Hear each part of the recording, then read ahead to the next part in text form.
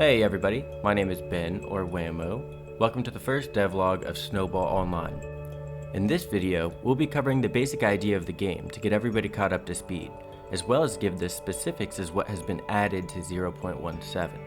If you enjoyed this video, be sure to slap the thumbs up and subscribe for future updates. We do also have a Discord community where we organize gameplay and sessions and stress tests.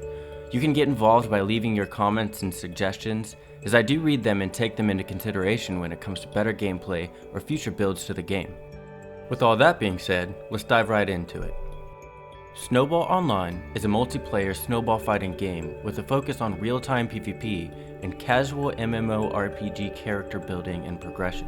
It's still in its early stages, but you can already jump in and have some fun as the server is up 24/7 with the most recent build. I can't promise anybody will be online as the community is small, so your best bet is to jump on the Discord community chat and see if anybody wants to play.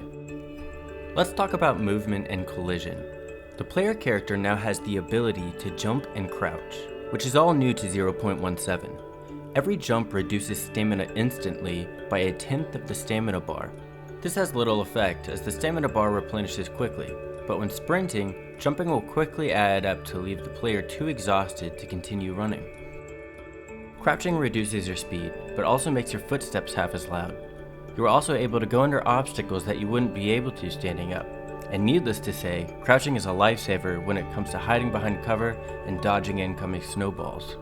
Jumping and crouching add a whole new dimension to gameplay, so I'm really excited to add lots of new features to the map for you to explore and use to your advantage in player versus player gameplay. Collision detection is greatly improved.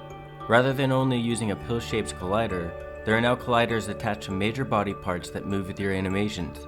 This makes for more accurate and dynamic hit detection. A new dynamic reticle and improved throwing mechanics have been gradually introduced in the past two builds.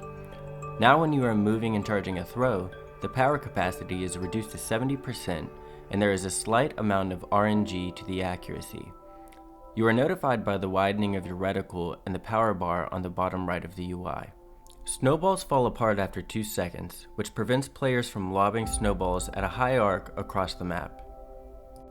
There have been a couple of major updates to the in-game user interface. Players can now open an online player list to see who is currently on the server. The look of it's crude, but I'm happy with the functionality and will be polishing it up in a future build. In-game chat has been added to the bottom left of the screen. This chat allows players to communicate with each other server-wide. Future functionality will include team chat during PvP. Players are now unable to select the same spawn location, and the name of the player who has claimed a specific spawn location will display on the spawn UI when entering the server. The available houses stagger from street to street depending on which has the most players to keep the amount of players per street even. Snow, ice, and slush have been added to the streets.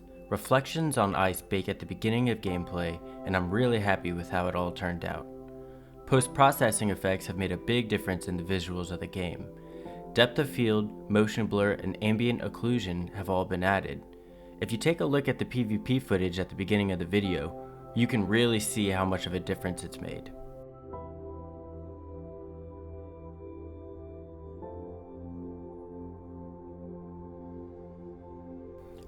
I have a lot of work coming up for build 0.18, and I can't wait to share it with you guys.